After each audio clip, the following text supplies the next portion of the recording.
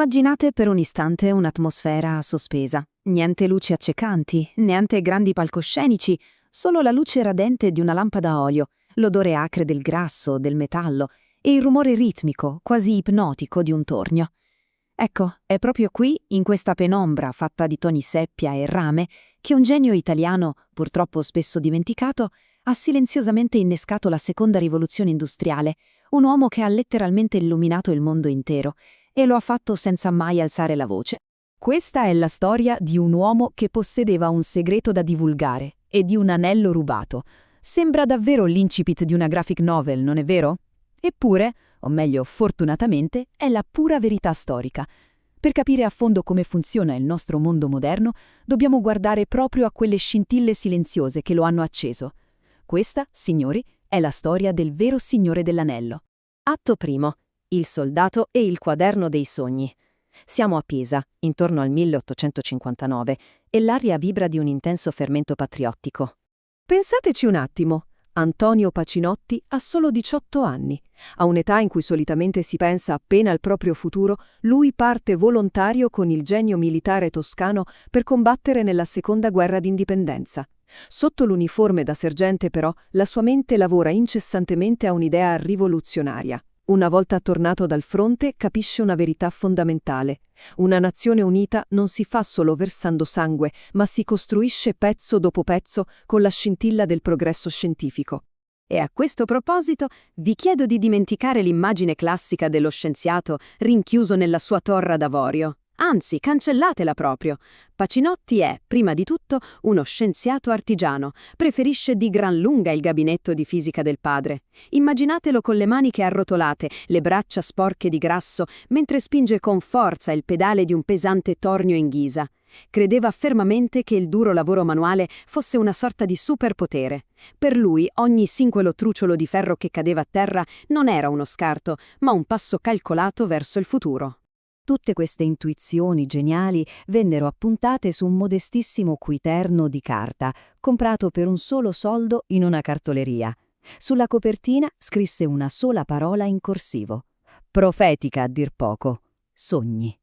Molto tempo dopo, ripensando a quei giorni, dirà con estrema naturalezza: ero giovane allora ed entusiasta e sognavo. È incredibile notare come, per lui, l'innovazione fosse pura e semplice gioia della scoperta, completamente priva di sete di gloria. E quei sogni a occhi aperti sono rimasti lì, messi nero su bianco. A soli 17 anni, Pacinotti descrive l'idea di, cito testualmente, trasformare il lavoro meccanico in elettricità. Dietro a quelli che potevano sembrare i sogni strampalati di un ragazzino, si celavano calcoli estremamente rigorosi. È proprio in questi fogli che viene gettata la base di un'idea pazzesca, una calamita circolare. Atto secondo. La scintilla e l'anello. Facciamo un salto in avanti, al 1860. La scena passa dai colori caldi del legno e del cuoio a un azzurro elettrico, vibrante e accecante. Il 19enne Antonio è pronto a domare l'elettricità. Crea quella che chiamerà, con enorme e umile affetto, la macchinetta. Aiutato dal meccanico Poggiali, usa quelle sue dita callose per intrecciare fili di rame lucente attorno a un anello di ferro dolce e dentato. Fino a quel momento le macchine producevano correnti pulsanti, irregolari, insomma uno spreco di energia colossale. L'anello di Pacinotti fa una magia assoluta. Prende quel battito difettoso e lo trasforma in un flusso continuo, una linea retta di pura energia. Aveva letteralmente acceso il cuore delle future centrali elettriche. Ma attenzione, perché il vero miracolo, il vero colpo di genio assoluto di questa invenzione si chiama reversibilità. Che significa in pratica? È semplicissimo. Se fai ruotare l'anello, la macchina genera elettricità, funzionando come una dinamo. Ma se le fornisci elettricità, l'anello comincia a girare da solo, diventando un motore a tutti gli effetti. È una scoperta sconvolgente. Da quel preciso istante l'umanità non solo poteva produrre luce, ma generare un movimento continuo. Atto terzo. Il maestro di Cagliari. Spostiamoci un po' più a sud, dove la nostra atmosfera si tinge dell'oro caldo del Mediterraneo. Tra il 1873 e il 1881 la storia porta Pacinotti in Sardegna. A Cagliari trova una seconda patria e l'amore della sua vita, Maria Grazia Secui Salazar, ma soprattutto qui emerge la sua vera, meravigliosa natura.